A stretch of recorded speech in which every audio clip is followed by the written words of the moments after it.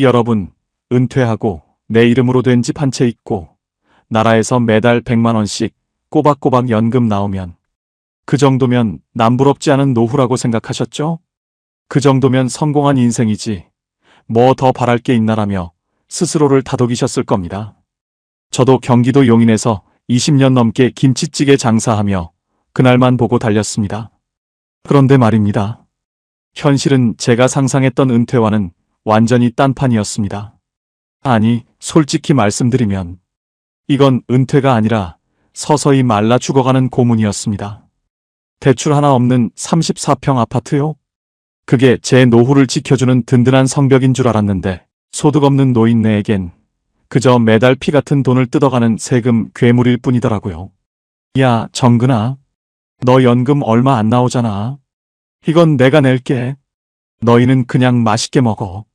용인 시내 유명한 빵집에서 친구가 던진 이 한마디에 제 40년 인생 자부심이 걸레짝처럼 구겨졌습니다. 빵 몇 조각에 커피 4잔 시켰는데 6만 원이 찍히더라고요. 내가 낸다고 일어섰다가 그 6만 원이라는 숫자를 보고 나도 모르게 엉덩이가 다시 의자에 붙어버렸습니다. 아내 앞에서 받은 그 수치심과 비참함. 여러분은 상상이나 가십니까? 평생 불 앞에서 김치찌개 끓여서 자식 키우고 집 샀는데 나이 70이 넘어서 6만 원이 무서워 고개를 숙이고 앉아 있어야 하는 그 기분 말입니다. 친구 녀석은 걱정 마. 내가 낼게라며 생색을 내는데 그 말이 제 귓가에는 너 이제 거렁뱅이 다 됐구나라는 비웃음으로 들렸습니다.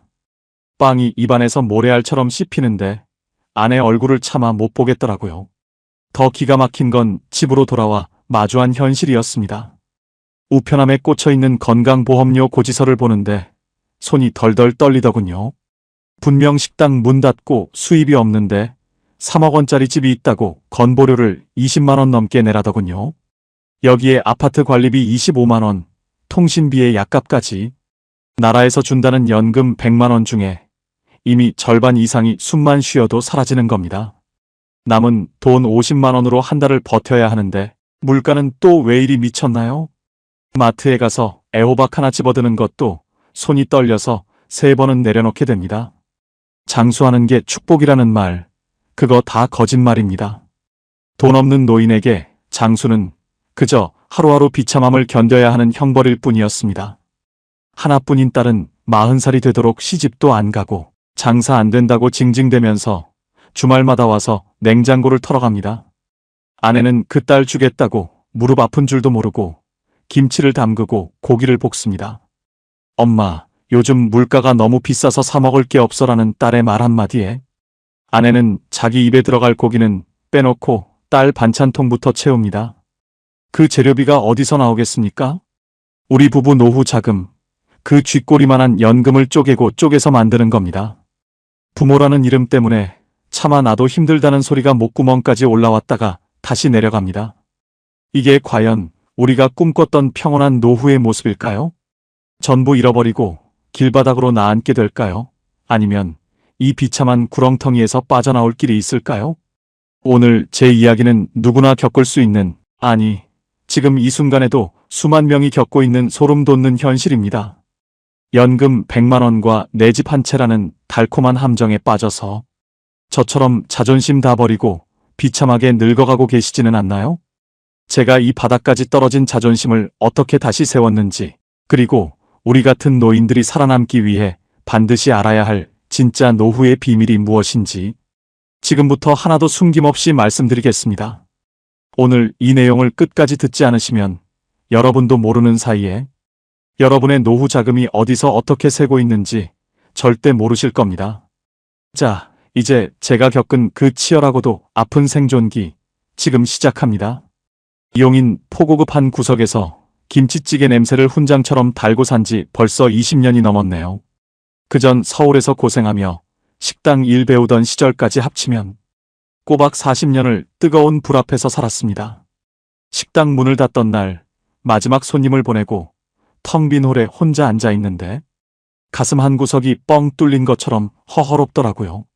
임자, 이제 우리도 좀 쉬자. 이만하면 할 만큼 했잖아. 제 말에 아내 희연이가 앞치마에 투박한 손을 닦으며 조용히 고개를 끄덕였습니다. 그때만 해도 저희 부부는 앞날이 탄탄대로인 줄 알았습니다. 비록 화려한 신축 아파트는 아니지만 용인 외곽에 34평짜리 오래된 아파트가 한 채 있었거든요. 3억 원 정도 나가는 그 집은 10수년 전 융자 끼고 사서 피땀 흘려번 돈으로 대출 하나 없이 깨끗하게 정리한 상태였습니다. 대출 없는 내 집 하나 있다는 게 얼마나 큰 위안이었는지 모릅니다. 식당 하면서 남겨둔 권리금 조금이랑 중고집기 팔고 나니 수중에 현금도 2천만 원 정도는 남더라고요. 거기에 우리 부부가 미리미리 부어뒀던 국민연금이 합쳐서 딱 100만 원 정도 나온다니 이 정도면 노후 준비 끝난 줄 알았죠. 여보, 우리 70대에 이 정도면 대한민국 상위권 아니겠어? 저는 아내 손을 꼭 잡으며 호기롭게 웃었습니다. 매달 100만 원씩 꼬박꼬박 들어오고 살 집도 내 거니까. 이제는 지긋지긋한 불구덩이 근처엔 얼씬도 말자고 다짐했죠.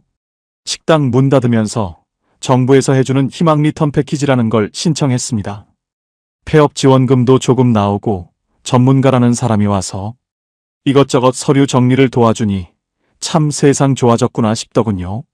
낡은 냉장고며 가스레인지가 중고차에 실려 나갈 때 시원섭섭한 마음도 잠시, 이제는 진짜 자유다라는 해방감이 더 컸습니다. 한 달 100만 원이면 우리 둘이 소박하게 먹고 자는 데는 차고 넘치는 돈이라고 믿었습니다. 하지만 그건 세상 물정 모르는 늙은이의 처절한 착각이었습니다. 은퇴하고 딱 한 달이 지나자마자 현실이라는 놈이 제 뒤통수를 아주 세게 후려치더군요. 가장 먼저 저를 경악하게 만든 건 우편함에 꽂혀있던 건강보험료 고지서였습니다. 식당 할 때는 사업자로 냈으니 그러려니 했습니다. 그런데 폐업하고 수입이 연금 100만 원뿐인데 건보료가 무려 20만 원이 넘게 찍혀서 나온 겁니다. 여보, 이거 잘못 나온 거 아니야? 우리 돈 벌지도 않는데 왜 이래? 아내가 놀라서 묻는데 저도 할 말이 없더라고요. 알고 보니 소득은 없어도 3억 원짜리 아파트가 재산으로 잡혀서 지역가입자 점수가 높게 책정된 거였죠. 나라에서는 집 있는 노인을 자산가로 보고 있었습니다. 연금 100만 원 받아서 건보료 내고 아파트 관리비 25만 원 내고 나니 손에 쥔 건 고작 50만 원 남짓이었습니다. 숨만 쉬어도 돈이 증발한다는 게 이런 기분일까요? 50만 원으로 한 달을 버텨야 한다고 생각하니 그때부터 가슴이 답답해져 오기 시작했습니다. 아파트 단지 앞 마트에 갔다가 배춧가, 무값을 보고 우리 부부는 장바구니를 채우지도 못한 채 돌아와야 했습니다. 식당 할 때는 박스로 들이던 식재료들이 이제는 하나하나가 금값처럼 느껴지기 시작한 거죠. 전기세 아끼겠다고 거실불도 못 켜고 어둠 속에서 아내와 마주 앉아 있는데 참담했습니다. 우리가 40년을 어떻게 살았는데 이제 와서 이 고생을 또 해야 하나. 아내의 혼잣말이 비수처럼 꽂히더라고요.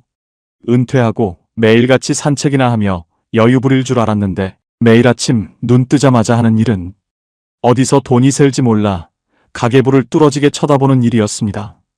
연금 100만 원이라는 숫자가 이렇게 초라해 보일 줄은 40년 동안 불 앞에서 찌개 끓일 때는 정말 꿈에도 몰랐습니다. 막상 은퇴해보니까요. 세상은 일하지 않는 노인에게 단 1원의 자비도 베풀지 않더라고요. 우리가 믿었던 그 집 한 채와 연금 100만 원은 노후라는 거친 바다에서 우리를 지켜줄 든든한 배가 아니라 오히려 우리를 바닥으로 끌어내리는 무거운 닻이 되어가고 있었습니다. 내가 평생을 바쳐 마련한 보금자리가 오히려 내 목을 조르는 올가미가 될 줄이야 상상이나 했겠습니까? 현실은 이제 막 시작된 고난의 서막에 불과했습니다. 우리가 굳게 믿었던 평온한 노후는 첫 번째 고지서 한 장에 그렇게 산산조각이 나버렸습니다. 우리 부부가 식당 문을 닫으면 좀 편해질 줄 알았는데 주말만 되면 아파트 현관 벨소리가 공포 영화 음악처럼 들리기 시작했습니다. 40이 넘도록 시집도 안 가고 용인 시내에서 작은 개인 카페를 운영하는 우리 외동딸 민주가 오는 소리거든요. 엄마, 나왔어. 배고파 죽겠네. 오늘 뭐 맛있는 거 했어?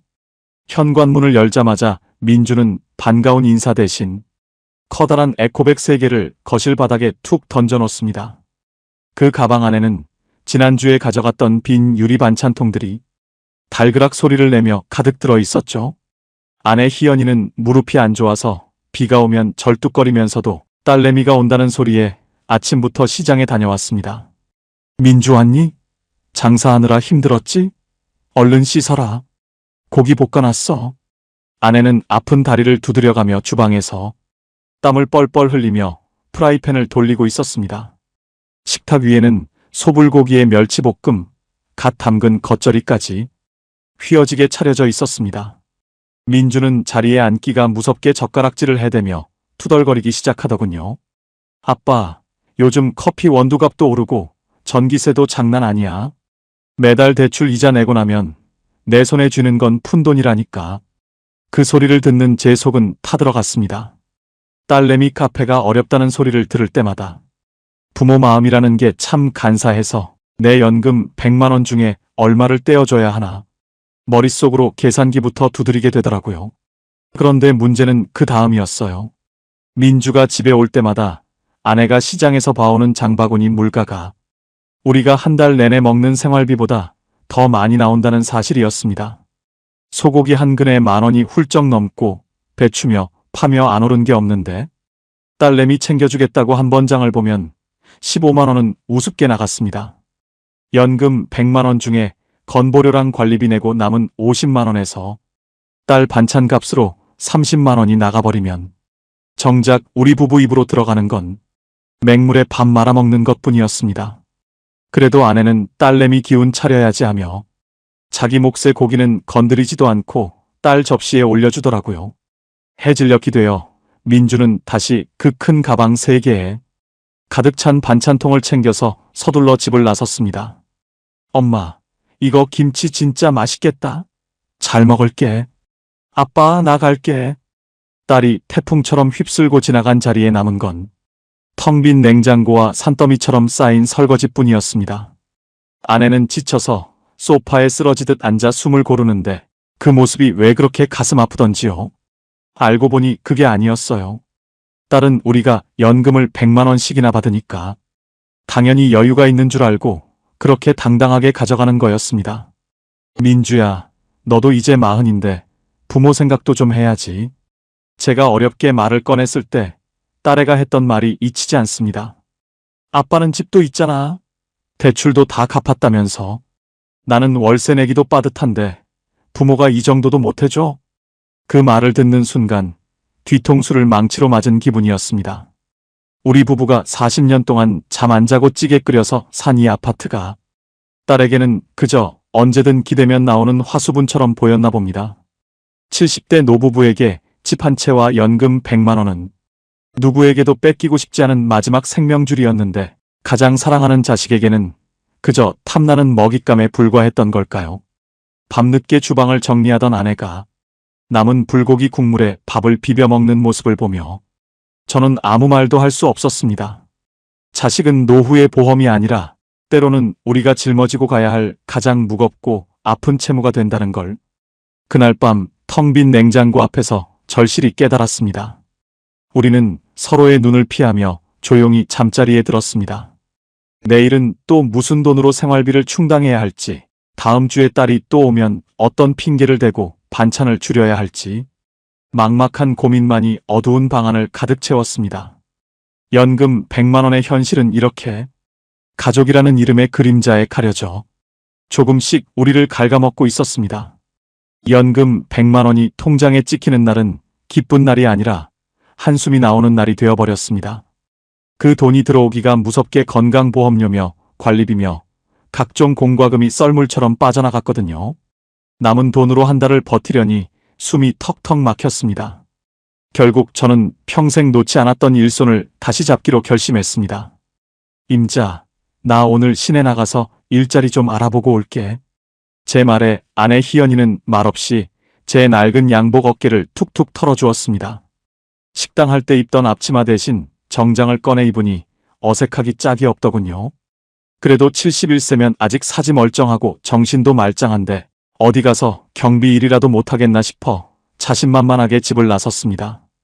용인 처인구청 근처에 있는 시니어 일자리 지원센터로 향하는 길. 버스 창밖으로 보이는 풍경은 예전과 다름없는데 제 마음은 처음 식당 개업하던 날처럼 설레면서도 한편으론 무거웠습니다. 하루에 5만 원씩만 벌어도 한 달이면 150만 원인데 그러면 우리 형편이 좀 나아지겠지? 혼자 그런 계산기를 두드리며 센터 문을 열고 들어섰습니다. 센터 안은 이미 일자리를 구하려는 어르신들로 북새통을 이루고 있었습니다. 벽면 가득 붙은 구인 공고들을 훑어보는데 제 눈이 번쩍 뜨이는 곳이 없더군요. 대부분이 아파트 경비, 청소, 주차 관리 같은 일들이었습니다. 식당 주방에서 40년을 보낸 제가 그런 일들을 잘 해낼 수 있을까 걱정이 앞섰습니다. 상담사 앞에 앉아 떨리는 손으로 이력서를 써내려갔습니다. 이름 유정근, 나이 71세, 학력은 초라하고 경력란에는 오직 김치찌개 전문점 운영 4글자뿐이었습니다. 상담사가 제 이력서를 한참 보더니 조심스럽게 입을 뗐습니다. 어르신, 식당 하셨으면 손재주는 좋으시겠네요. 그런데 경비일은 요즘 젊은 60대 분들이 꽉 잡고 계셔서요. 그 말이 가슴에 비수처럼 꽂히더라고요. 71세라는 나이가 세상 밖에서는 이렇게 큰 장벽일 줄은 몰랐습니다. 제가 몸은 건강합니다. 밤샘 근무도 자신 있고요. 간절하게 말해봤지만 돌아오는 대답은 차가웠습니다. 요즘은 아파트 입주민들도 젊고 싹싹한 사람을 원하거든요. 70대 넘으시면 면접 기회 잡기도 하늘의 별 따기입니다. 상담사가 겨우 연결해준 아파트 경비 면접장으로 달려갔습니다. 그런데 면접 대기실에 앉아있는 사람들을 보고 기가 죽어버렸습니다. 제 옆에 앉은 사람은 딱 봐도 60대 초반으로 보였고 양복도 세련되게 차려입고 목소리도 쩌렁쩌렁하더군요. 그 사람들에 비하면 저는 이미 시들어버린 낙엽 같았습니다. 면접관은 제 나이를 확인하더니 대놓고 한숨을 쉬었습니다. 유정근 씨, 연세가 좀 많으시네요. 저희는 비상 상황 때 뛰어다닐 수 있는 분이 필요한데 단 5분도 안 되는 짧은 대화 끝에 나중에 연락드릴게요라는 말을 들었습니다. 그 말이 사실상 당신은 필요 없다는 거절의 의미라는 걸 저도 잘 알고 있었습니다. 허탈한 마음으로 집으로 돌아오는 길, 공원에서 노란 조끼를 입고 쓰레기를 줍는 어르신들을 보게 되었습니다. 나라에서 운영하는 시니어 일자리 사업, 즉 노인 복지 차원의 공공근로였죠. 저거라도 해야겠다 싶어 동사무소로 달려가 신청서를 내밀었습니다. 한 달 30시간 일하고 29만 원 받는 그 소소한 일자리 말입니다. 그런데 문제는 여기서 끝이 아니었습니다. 담당 공무원이 제 서류를 보더니 고개를 절레절레 흔들더군요. 어르신, 지금 대기자만 50명이 넘어요.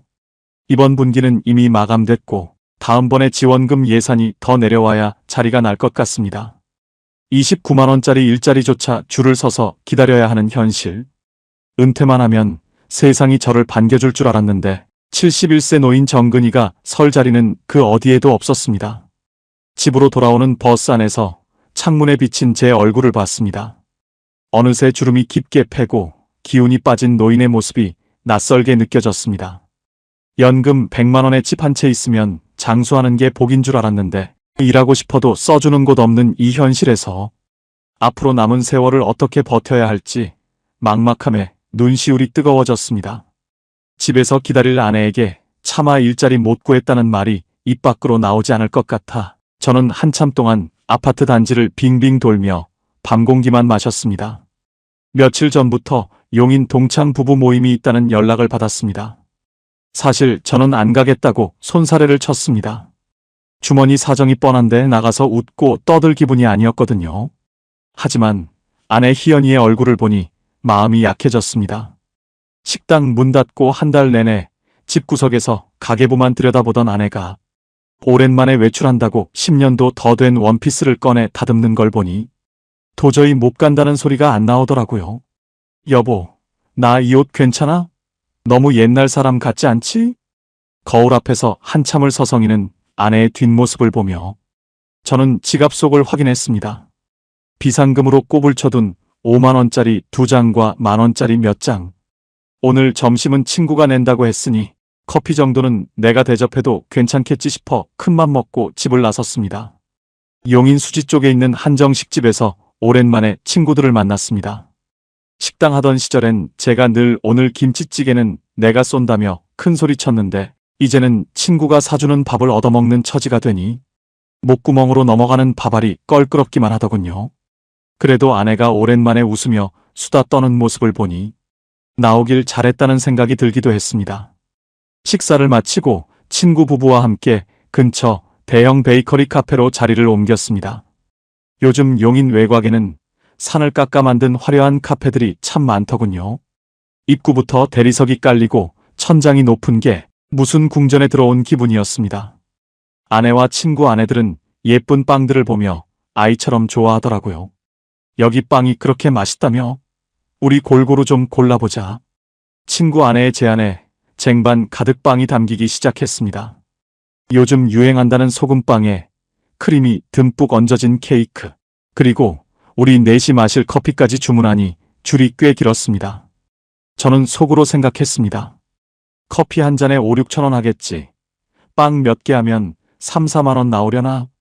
드디어 우리 차례가 되어 카운터 앞에 섰습니다. 요즘은 사람 대신 기계로 주문을 받더군요. 침침한 눈으로 화면을 보며 메뉴를 누르는데 마지막 결제 금액을 보고 제 눈을 의심했습니다. 6만 2천 원. 6만 원이 넘는 금액이 빨간 숫자로 화면에 떠 있었습니다.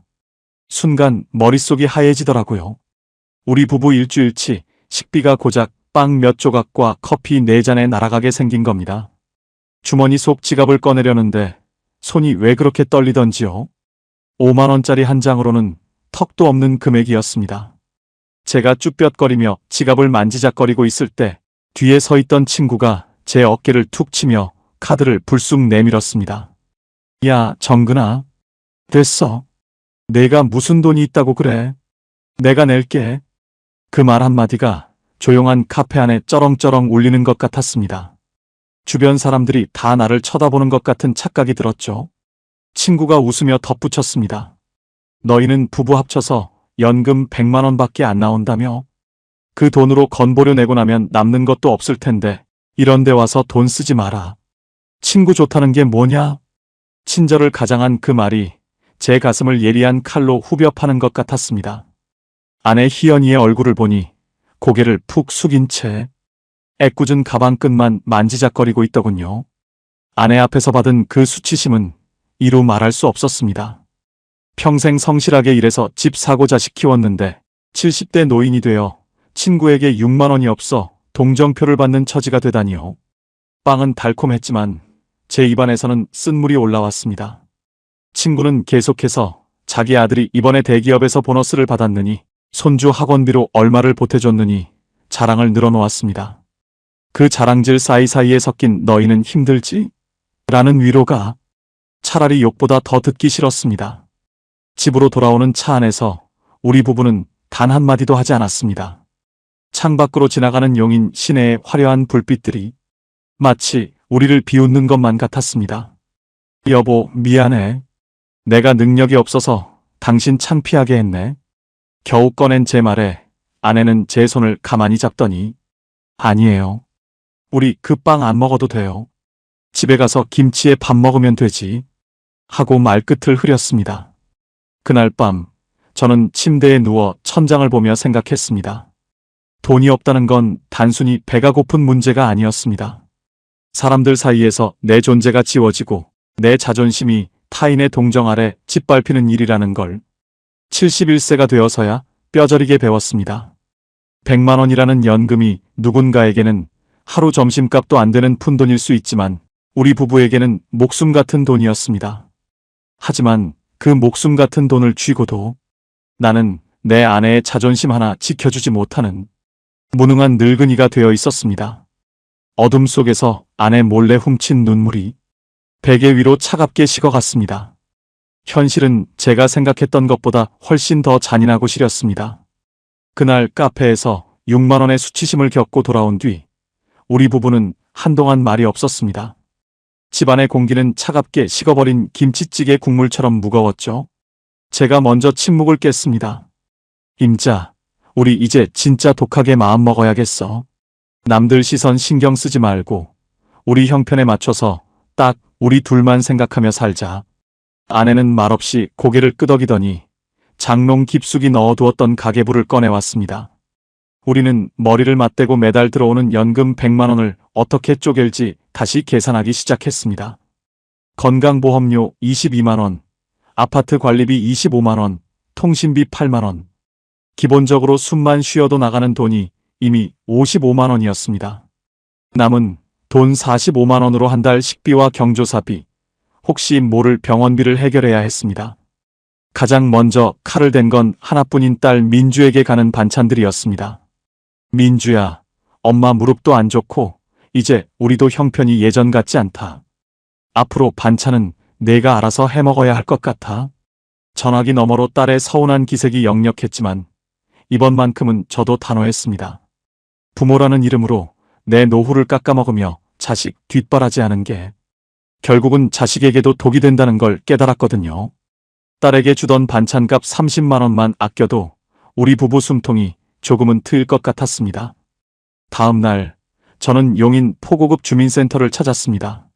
사실 예전에는 나 같은 사람이 무슨 나라 도움을 받아라며 자존심을 세웠지만 이제는 그 자존심이 밥 먹여주지 않는다는 걸 잘 알고 있었죠.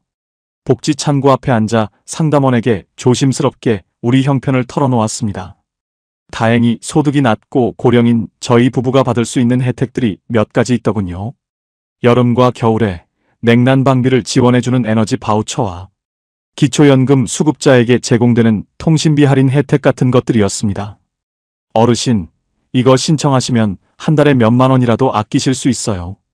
그리고 시니어 일자리 사업도 자리가 나면 바로 연락드릴게요. 상담원의 친절한 말 한마디에 꽉 막혔던 가슴이 조금은 뚫리는 기분이었습니다. 큰 돈은 아니지만 나라에서 주는 이런저런 지원금 혜택들을 챙기다 보니 어쩌면 이 척박한 현실에서도 살아남을 수 있겠다는 희망이 보였습니다. 집으로 돌아오는 길, 시장에 들러 세일하는 콩나물 한 봉지와 두부 한 모를 샀습니다. 예전 같으면 쳐다보지도 않았을 소박한 재료들이지만 내 돈으로 당당하게 사서 아내와 저녁을 차려 먹을 생각을 하니 마음이 한결 가벼웠습니다. 그렇게 한 달을 버텼습니다. 외식은 꿈도 못 꾸고 친구들 모임도 몸이 좀 안 좋다는 핑계로 다 거절했죠. 대신 아내와 함께 집 앞 아파트 산책로를 걷는 것이 우리의 유일한 낙이 되었습니다. 집에서 보온병에 담아온 믹스커피를 들고 단지 내 벤치에 앉아 마시는데 그게 그렇게 달콤할 수가 없더라고요. 여보, 6만 원짜리 카페 커피보다 이게 훨씬 낫네. 그렇지? 제 농담에 아내가 환하게 웃었습니다. 그러게요. 우리 둘이 이렇게 마주 앉아 있을 수만 있으면 됐죠. 욕심 안 부리고 이렇게 살면 연금 100만 원으로도 충분할 것 같아요. 아내의 그 웃음을 보며 저는 깊은 안도감을 느꼈습니다. 비록 통장 잔고는 넉넉지 않았지만 지출을 극도로 줄이고 현실을 받아들이니 마음속에 평화가 찾아온 것 같았습니다. 딸 민주도 처음에는 서운해하더니 이제는 가끔 과일 상자라도 사들고 와서 아빠 미안해. 내가 너무 철이 없었어라고 사과를 하더군요. 모든 게 제자리를 찾아가는 것 같았습니다. 우리는 서로의 손을 꼭 잡으며 약속했습니다. 남은 생은 무리하지 말고 이 소박한 평온을 지키며 살자고요. 이대로만 간다면 70대 노후도 그리 나쁘지만은 않겠다고 생각했습니다. 현실은 여전히 빠듯했지만 우리는 그 좁은 틈 사이에서 행복을 찾는 법을 배웠다고 믿었습니다. 하지만 그때는 몰랐습니다. 이 평온이 얼마나 깨지기 쉬운 유리 같은 것이었는지, 그리고 곧 닥쳐올 거대한 폭풍이 우리를 어디까지 몰고 갈지, 그저 오늘 밤의 고요함이 영원하기만을 바랄 뿐이었습니다. 이것이 우리 인생의 마지막 가짜 안도였다는 사실을 저는 꿈에도 상상하지 못한 채 깊은 잠에 빠져들었습니다. 그런데 말입니다. 인생은 제 편이 아니었습니다. 그때 그 서류를 다시 확인했어야 했습니다. 아내와 함께 믹스커피 한 잔을 나눠 마시며 이 정도면 살만하다고 웃었던 그날 오후, 우체통에 꽂혀있던 두툼한 노란 봉투 하나가 우리 집의 평화를 산산조각 냈습니다. 봉투를 뜯는 손끝이 왜 그렇게 떨리던지요. 안에 든 서류는 세무서와 보험공단에서 날아온 통지서였습니다. 식당 폐업할 때 세무사에게 다 맡겨서 깨끗하게 정리된 줄 알았는데 누락된 세금과 정산되지 않은 보험료가 가산세까지 붙어서 당장 1,500만 원을 내라는 청천벽력 같은 소식이 적혀 있었습니다. 눈앞이 하얘지더군요. 수중에 있던 현금 2천만 원 중에 지난 몇 달간 생활비로 쓰고 아내랑 아껴 쓴다며 남겨둔 건 고작 500만 원 뿐이었습니다. 매달 들어오는 연금 100만 원은 이미 건보료랑 관리비로 절반이 나가버리는데 도대체 이 1,500만 원이라는 거액을 어디서 구한단 말입니까? 서류를 바닥에 떨어뜨리고 멍하니 천장만 바라봤습니다. 평생 정직하게 세금 내고 성실하게 살았다고 자부했는데 나라에서는 법이 그렇다며 늙은이의 마지막 비상금까지 탈탈 털어가겠다고 으름장을 놓고 있었습니다. 하지만 이건 시작에 불과했습니다. 여기서 끝이 아니었습니다. 아직 남은 게 있었어요. 세금 문제로 머리를 싸매고 있던 그날 저녁이었습니다. 주방에서 저녁을 준비하던 아내 희연이가 짧은 비명과 함께 바닥으로 쓰러졌습니다. 임자, 왜 그래? 정신 차려봐. 달려가 보니 아내는 무릎을 감싸 쥐고 얼굴이 하얗게 질려 있었습니다. 오랫동안 식당 일을 하며 무리했던 무릎이 결국 터진 거였습니다. 그동안 아프다는 소리 한 번 안 하고 딸내미 반찬 해준다고 시장을 누비던 아내였는데 그게 독이 되어 돌아온 거죠. 응급실로 실려간 아내는 당장 인공관절 수술을 해야 한다고 했습니다. 선생님, 수술비가 얼마나 들까요? 제 떨리는 물음에 의사는 무심하게 대답했습니다. 양쪽 무릎 다 하셔야 하고 입원비랑 간병인 비용까지 합치면 최소 700만 원에서 800만 원은 생각하셔야 합니다. 심장이 덜컥 내려앉았습니다. 세금 1,500만 원에 아내 수술비 700만 원, 도합 2,200만 원이라는 돈이 당장 필요하게 된 겁니다. 연금 100만 원 받는 70대 노인에게 2,200만 원은 에베레스트 산보다 더 높고 험난한 벽이었습니다. 아내를 병실에 혼자 두고 집으로 돌아오는 길, 우리 집인 34평 아파트를 올려다봤습니다. 대출 하나 없는 깨끗한 내 집. 이 집이 있으면 천년만년 안전할 줄 알았는데 정작 아내가 아프고 나라에서 세금을 걷어간다니. 이 커다란 아파트가 아무런 힘도 못 쓰는 껍데기처럼 느껴졌습니다. 당장 집을 팔아서라도 돈을 마련해야겠다 싶어 부동산에 전화를 돌렸습니다. 사장님, 용인 포곡에 있는 제 아파트 급매로 좀 내놔주세요. 하지만 돌아오는 대답은 절망적이었습니다. 어르신, 요즘 경기가 너무 안 좋아서 그쪽 아파트는 보러 오는 사람도 없어요. 게다가 오래된 아파트라 가격을 확 낮추지 않으면 1년이 가도 안 나갑니다. 한 달에 100만 원 나오는 연금으로는 병원비는커녕 당장 내일 먹을 쌀쌀 돈도 걱정해야 할 판이었습니다. 집 한 채 있다고 자부하며 살았는데 막상 돈이 급하니 내 집 거실 바닥에 앉아 울 수도 없는 비참한 처지가 되어버린 겁니다. 어둠 속에서 혼자 앉아 있는데 눈물이 툭 떨어지더군요. 평생을 일해서 일궈온 모든 것들이 단 며칠 만에 모래성처럼 무너져 내리고 있었습니다. 연금 100만 원의 평온함은 그렇게 잔인하게 끝이 났고 이제 저는 생전 처음 겪어보는 벼랑 끝 사투를 준비해야만 했습니다. 가족에게 손을 내밀어야 할지 아니면 이 집을 담보로 빚을 내야 할지 어떤 선택을 해도 제 인생의 마지막 자존심이 갈갈이 찢길 것만 같아 무서웠습니다. 인생은 정말 제 편이 아니었습니다. 71세, 이제야 진짜 인생의 매운맛을 피눈물 흘리며 맛보고 있었습니다. 결국 염치불고하고 딸 민주를 찾아갔습니다. 평생 자식에게 손 안 벌리겠다고 죽어도 내 힘으로 살겠다고 다짐하고 또 다짐했는데 아내 수술비와 세금 고지서 앞에서는 그 다짐이 종이장보다 가벼웠습니다. 딸이 운영하는 작은 카페는 용인 기흥의 상가 건물 1층에 있었습니다. 식당 하던 시절 제가 찌개 끓여 판 돈으로 인테리어 비용 대주고 보증금까지 보태줬던 그 가게였죠. 유리창 너머로 커피를 내리는 딸의 뒷모습을 보는데 발걸음이 떨어지지 않아 한참을 서성였습니다. 어서 오세. 아빠, 이 시간에 웬일이야? 저를 발견한 민주가 눈을 동그랗게 뜨며 물었습니다. 손님 서너 명이 앉아있는 조용한 카페 안에서 저는 제 몸에 밴 퀴퀴한 노인 냄새가 딸의 세련된 커피 향을 망칠까봐 입구 쪽 구석자리에 조심스럽게 걸터 앉았습니다.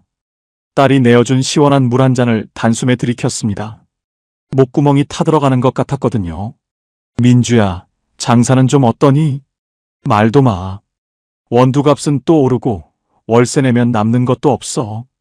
요즘은 손님들이 다 편의점 커피만 마시는지 도통 안 오네. 딸의 한숨 섞인 대답에 제가 하려던 말이 목구멍에서 턱 걸렸습니다.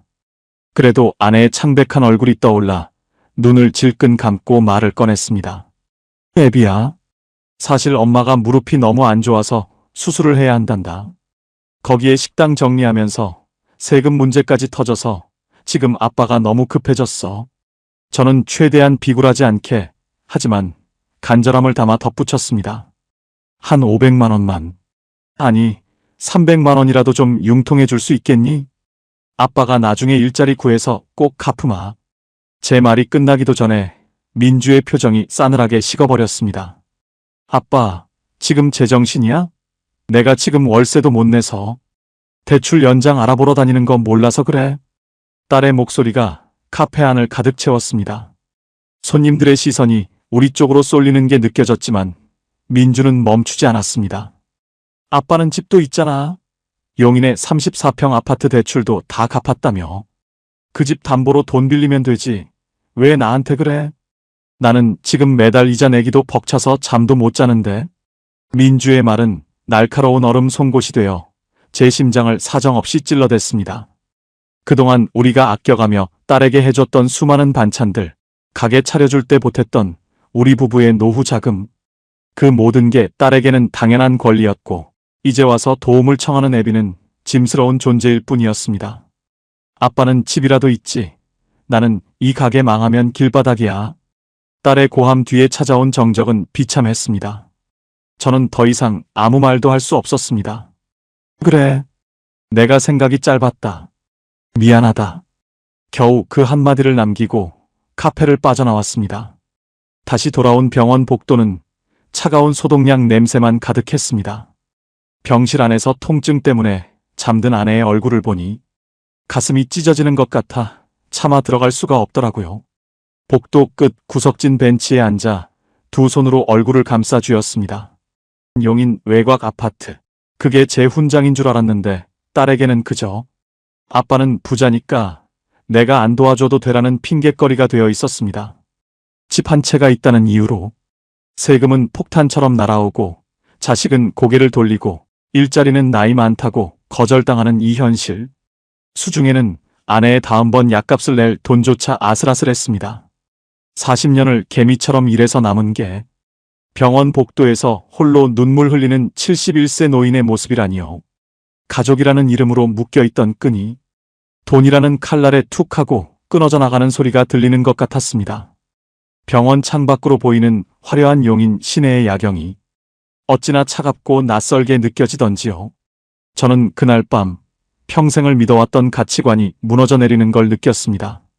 자식에게 올인하면 노후에 효도받을 수 있다는 생각, 집 한 채만 있으면 어떻게든 살 수 있다는 믿음, 그 모든 게 얼마나 어리석은 것이었는지 피눈물을 흘리며 깨닫고 있었습니다. 아내의 수술비 결제 시한은 다가오고 세금 독촉장은 매일같이 머릿속을 맴도는데 저는 이제 정말 어디로 가야 할지 알 수 없었습니다. 벼랑 끝에 선 기분이라는 게 이런 거구나 싶어 어둠 속에서 하염없이 떨리는 손만 내려다봤습니다. 하지만 이대로 무너질 수는 없었습니다. 나만 보고 평생 고생한 내 아내 희연이를 저렇게 차가운 병실에 계속 둘 수는 없었으니까요. 저는 눈물을 닦고 다시 일어섰습니다. 비록 자식은 등을 돌렸지만 아버지가 아닌 한 남편으로서 제 마지막 자존심을 걸고 이 위기를 넘겨야만 했습니다. 내 집인데 내 마음대로 하지 못하는 이 아파트가 과연 나를 살릴 수 있을지 아니면 끝까지 나를 괴롭힐지 저는 마지막 도박을 하는 심정으로 다음 날 아침 일찍 은행 문이 열리기를 기다렸습니다. 제 인생의 가장 길고 어두웠던 밤이 그렇게 지나가고 있었습니다. 은행 문이 열리기도 전부터 차가운 셔터 앞에 서서 기다렸습니다. 밤새 한숨도 못 자고 머릿속으로 수만 번 계산기를 두드려봤지만 결국 내린 결론은 하나였습니다. 내 집인데 이 집이 나를 살려줘야 하지 않겠나? 71세 노인에게 은행 문턱은 생각보다 훨씬 높고 단단했습니다. 어르신, 죄송하지만 현재 소득이 국민연금 100만 원뿐이시라 일반 신용대출은 어렵습니다. 담보대출을 받으시더라도 매달 나가는 원리금 상환액이 지금 받으시는 연금액보다 많아질 텐데 생활이 가능하시겠어요? 은행원의 사무적인 말투에 가슴이 철렁 내려앉았습니다. 내 집인데, 대출 하나 없는 3억 원짜리 내 집인데, 정작 내가 급할 때는 돈 한 푼 빌려 쓰기 어렵다는 사실이 믿기지 않았습니다. 아니, 이 집이 3억이나 하는데 수술비랑 세금 낼 2천만 원 정도도 안 됩니까? 제 간절한 물음에 은행원은 안쓰러운 표정으로 고개를 저었습니다. 부동산에 다시 전화를 걸어봤지만 요즘 용인 외곽 아파트는 보러 오는 사람도 없다는 말만 되풀이할 뿐이었습니다. 집을 팔아서 병원비를 내고 좁은 빌라로 옮기려 해도 집이 팔려야 말이죠. 벼랑 끝에 서서 아래를 내려다보는 기분이 이런 걸까요? 당장 아내의 수술비 결제일은 코앞이고 세금 독촉장은 매일 밤 제 꿈속까지 쫓아오는데 세상은 일하지 않는 70대 노인에게 단 한 뼘의 빈틈도 허락하지 않았습니다. 절망적인 마음으로 은행 문을 나서려는데 창구 옆에 꽂힌 노란색 홍보물 하나가 눈에 들어왔습니다. 내 집에서 평생 살면서 국가가 지급하는 연금을 받으세요. 예전부터 TV에서 가끔 보던 주택연금이었습니다. 그때만 해도 저는 무슨 소리야, 집은 자식 물려줘야지. 늙어서 집 담보로 돈 받아 쓰는 게 말이 되나라며 혀를 찼었습니다. 하지만 딸 민주가 카페에서 내뱉은 아빠는 집 있잖아 라는 차가운 목소리가 환청처럼 제 귓가를 때렸습니다. 자식에게 물려주려고 그 고생을 하며 지킨 집인데 정작 내가 아프고 힘들 때는 자식이 그 집을 팔아서 해결하라고 하더군요. 그제야 정신이 번쩍 들었습니다. 내가 자식 뒷바라지하느라 내 노후를 다 버렸는데 이제는 내가 살기 위해 이 집을 써야겠구나. 다시 상담 창구로 돌아가 주택연금에 대해 물었습니다. 한국주택금융공사에서 운영하는 국가복지제도라는 설명에 조금은 안심이 되더군요. 제 나이 71세, 아내 70세, 3억 원짜리 아파트를 담보로 맡기면 매달 약 90만 원 정도를 죽을 때까지 받을 수 있다는 계산이 나왔습니다. 기존 국민연금 100만 원에 주택연금 90만 원을 더하면 190만 원. 지금의 지옥 같은 상황을 벗어나기에 충분한 돈이었습니다. 무엇보다 큰 힘이 된 건 초기 인출 기능이었습니다. 향후 받을 연금액의 일부를 미리 땡겨서 세금이나 의료비 같은 긴급 자금으로 쓸 수 있다는 것이었죠. 그걸로 1,500만 원의 세금 폭탄과 아내의 수술비 700만 원을 당장 해결할 수 있다는 소리에 눈앞이 밝아지는 기분이었습니다. 물론 마음 한구석은 무거웠습니다.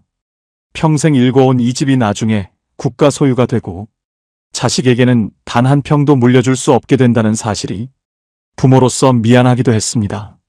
하지만 병실에서 통증을 참고 누워있는 아내를 생각하니 더 이상 망설일 이유가 없었습니다. 도장을 찍는 손이 미세하게 떨렸지만 제 마음은 그 어느 때보다 단단했습니다. 이건 나를 위한 게 아니라 우리 부부가 인간답게 살기 위한 마지막 선택이야. 저는 신청서를 제출하고 병원으로 달려갔습니다. 병실 침대에 누워 잠든 아내의 거친 손을 가만히 잡았습니다. 식당에서 수만 그루의 파를 썰고 수천 통의 김치를 담그며 다 달아버린 아내의 무릎을 보며 다짐했습니다. 이제 자식 눈치 안 보고 친구 동정 안 받고 이 돈으로 당신 치료 다 해주고 맛있는 것도 사주겠다고요. 집 한 채가 있다는 이유로 세금은 걷어가면서 정작 생계가 막막할 때는 아무런 지원금도 주지 않는 현실에서 제가 찾은 마지막 희망은 결국 제 자신이 일궈놓은 이 집이었습니다. 주택연금 통지에 적힌 숫자를 보며 저는 비로소 벼랑 끝에서 한 걸음 뒤로 물러날 수 있었습니다. 그날 밤 저는 병원 복도에서 사온 컵라면 대신 아내와 함께 먹을 따뜻한 국밥 한 그릇을 상상하며 오랜만에 깊은 잠을 청할 수 있었습니다. 진짜 노후는 자식에게 기대는 것도 막연하게 국가가 도와주길 기다리는 것도 아니었습니다. 내 손으로 마련한 자산을 어떻게 현명하게 쓰느냐, 그게 바로 70대 노후를 결정짓는 핵심이라는 걸 피눈물 나는 사투 끝에 드디어 깨달았습니다. 수많은 우여곡절 끝에 우리 집에도 다시 평화가 찾아왔습니다. 주택연금 초기 인출금으로 그 지긋지긋한 세금 1,500만 원을 몽땅 갚아버렸고 아내의 수술비와 입원비 700만 원도 깨끗하게 해결했습니다. 독촉장 하나 없는 우체통을 확인하는 아침이 이렇게 상쾌할 줄은 정말 몰랐습니다. 이제 우리 부부에게는 매달 190만 원이라는 현금이 쥐어집니다. 기존에 받던 국민연금 100만 원에 주택연금 90만 원이 합쳐진 금액이죠. 누군가에게는 대단치 않은 돈일지 몰라도 70대 노부부에게 190만 원은 생명줄이자 자존심 그 자체였습니다. 매달 건강보험료 22만 원 내고 아파트 관리비 25만 원 내고 전기세며 통신비 10만 원 내고 나도 우리 손에는 130만 원이 남습니다. 하루에 4만 원 꼴로 쓸 수 있다는 계산이 나오더군요. 이제는 마트 세일 전단지를 뚫어지게 보지 않아도 아내가 좋아하는 고기 한 근, 신선한 과일 한 팩 정도는 망설임 없이 장바구니에 담을 수 있게 되었습니다. 여보, 수술한 다리는 좀 어때? 이제 좀 걸을만해? 제 물음에 아내는 환하게 웃으며 대답했습니다. 그럼요. 이제 안 아프니까 살 것 같아요. 돈 걱정 없이 치료받고 푹 쉬니까 몸도 마음도 금방 낫네요. 아내의 그 웃음을 되찾기 위해 저는 제 집을 국가에 맡겼지만 그 선택에 단 1분 1초의 후회도 없었습니다. 아내의 퇴원 소식을 듣고 딸 민주가 평소처럼 빈통을 들고 찾아왔습니다. 엄마, 퇴원 축하해. 근데 나 배고픈데 오늘 반찬 뭐 있어? 냉장고부터 열어보려는 민주의 손을 제가 가만히 잡았습니다. 그리고 그 어느 때보다 차분하고 단호하게 말했습니다. 민주야, 이제 내 반찬은 내가 해먹어라. 엄마 무릎 수술한 지 얼마 안 돼서 이제 서서 요리 못한다. 딸은 당황한 기색이 역력했습니다. 아빠, 나 요즘 카페 진짜 힘들다니까. 엄마 반찬 없으면 나 굶어 죽어. 예전 같으면 마음이 약해졌겠지만 저는 말을 이어갔습니다. 우리 이제 주택연금 신청했다. 이 집 나중에 나라에 주는 거야. 너한테 물려줄 집 이제 없으니 기대하지 마라. 우리는 우리 노후 우리가 책임질 테니 너도 내 인생 내가 책임져라. 민주는 한동안 멍하니 저를 쳐다보더니 어떻게 자식한테 상의도 없이 집을 넘겨? 라며 화를 냈습니다. 하지만 제가 카페에서 겪었던 그 비참함을 이야기하자 딸은 입을 다물었습니다. 내가 힘들다고 할 때 내가 느꼈던 그 막막함을 너는 모르겠지. 부모가 죽을 때까지 내 뒷바라지 하다가 길바닥에 나앉길 바라니. 그날 이후 민주는 더 이상 빈 반찬통을 들고 오지 않았습니다. 오히려 가끔 밑반찬을 사들고 와서 엄마 안부를 묻더군요. 자식에게서 독립하는 것이 진정한 부모의 사랑이라는 걸 저는 71세가 되어서야 비로소 실천하게 되었습니다. 경제적인 안정을 찾고 나니 마음의 여유도 생겼습니다. 운 좋게 단지 내에서 운영하는 시니어 일자리 사업, 분리수거 도우미 자리에 제 순번이 돌아왔습니다. 일주일에 3번, 아침에 2시간 정도 단지 안을 정리하는 일입니다. 나라에서 주는 노인 복지지원금 성격의 월급 29만 원이 추가로 들어오게 됐죠. 이제 우리 집 총 수입은 매달 약 220만 원 정도가 되었습니다. 아침 일찍 노란 조끼를 입고 집을 나서면 이웃 주민들이 어르신 수고하십니다라며 인사를 건넵니다. 집안에서 가계부만 보며 한숨 쉬던 시절에는 상상도 못할 활력이 생겼습니다. 땀 흘려 일하고 받는 그 소중한 돈으로 한 달에 한 번은 아내와 함께 용인 시내에 나가 근사한 외식도 합니다. 며칠 전에는 카페에서 무시하던 그 친구를 길에서 만났습니다. 친구가 또 생색을 내며 커피 한 잔 사겠다고 하더군요. 이번에는 제가 먼저 지갑을 꺼냈습니다. 야, 오늘은 내가 살게. 나 이제 나라에서 주는 월급도 받고 내 집으로 연금도 받는 사람이야. 너도 자식 눈치 보지 말고 주택연금 알아봐. 당황해하는 친구의 표정을 보며 저는 그동안 묵혀두었던 체증이 싹 내려가는 기분을 느꼈습니다. 진정한 노후의 기적은 로또에 당첨되는 것이 아니었습니다. 내가 가진 것을 정확히 파악하고 내 형편에 맞는 행복을 찾아가는 과정이었습니다. 연금 190만 원과 내 몸 하나 건사할 수 있는 작은 일자리. 이 소박한 조합이 저와 제 아내를 지옥에서 건져 올려 다시 사람답게 살게 해주었습니다. 우리는 이제 더 이상 내일을 두려워하지 않습니다. 오늘 하루를 충실히 살고 내일 아침에 다시 눈 뜰 수 있다는 사실에 감사하며 우리의 노후를 당당하게 가꿔가고 있습니다. 시청자 여러분, 제 비참했던 경험담 끝까지 들어주셔서 감사합니다. 71세 정근이가 피눈물을 흘리며 배운 이 교훈들을 여러분께는 꼭 전해드리고 싶어 다시 카메라 앞에 섰습니다. 우리는 평생 자식 잘 키우고 내 집 한 채 있으면 장땡이라는 말만 믿고 살았습니다. 하지만 100세 시대라는 요즘 그 말은 반은 맞고 반은 틀린 위험한 말입니다. 가장 먼저 드리고 싶은 말씀은 3억 원짜리 내 집이 내 입에 밥을 넣어주지는 않는다는 사실입니다. 은퇴하고 소득이 끊기는 순간 덩그러니 남은 아파트는 자산이 아니라 매달 세금과 관리비를 뜯어가는 무거운 짐이 됩니다. 소득 없는 노인에게 대출 없는 집은 겉만 번지르르한 빈 껍데기일 뿐입니다. 만약 제가 그때 주택연금이라는 제도를 몰랐다면 어땠을까요? 아마 지금쯤 아내 병원비 때문에 사채라도 썼거나 아니면 비참하게 집을 헐값에 내놓고 길거리로 나앉았을 겁니다. 집을 자식에게 물려줘야 한다는 고정관념부터 버리셔야 합니다. 내 몸 누울 곳이 국가의 소유가 되더라도 당장 내 아내 무릎 수술해주고 따뜻한 밥 한 끼 사 먹을 수 있는 현금이 나오는 게 진짜 내 재산이라는 걸 잊지 마세요. 둘째로 자식에게 모든 것을 쏟아붓지 마세요. 제 딸 민주를 보며 느꼈지만 자식은 부모가 여유 있는 줄 알면 자기도 모르게 의지하게 되고 결국 부모의 노후를 갉아먹게 됩니다.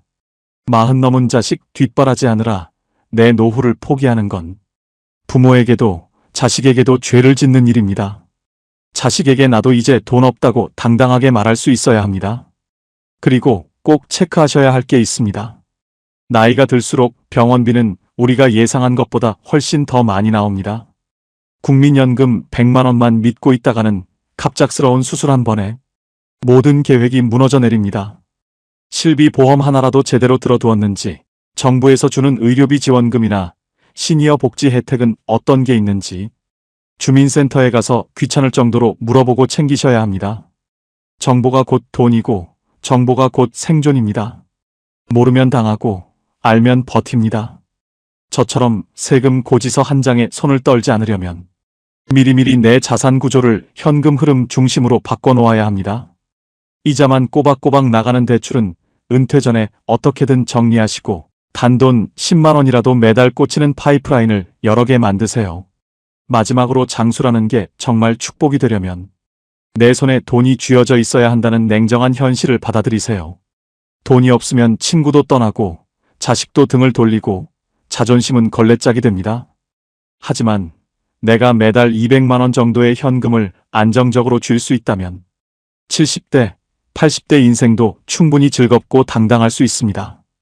저는 이제 아내와 함께 동네 공원을 산책하며 내일은 어느 마트가 세일을 하는지, 다음 주말엔 어떤 시니어 일자리에 지원해 볼지 즐겁게 상의합니다. 주택연금과 국민연금이 든든한 버팀목이 되어주니 비로소 세상이 아름답게 보이기 시작하더군요. 준비되지 않은 장수는 재앙이지만 준비된 장수는 최고의 선물입니다. 여러분, 지금 당장 여러분의 통장과 집 문서를 꺼내놓고 냉정하게 계산해 보세요. 어떻게든 되겠지라는 생각은 노후의 가장 위험한 도박입니다. 제 이야기가 여러분의 잠자던 경각심을 깨우는 계기가 되었으면 좋겠습니다. 인생 70, 이제부터가 진짜 시작입니다.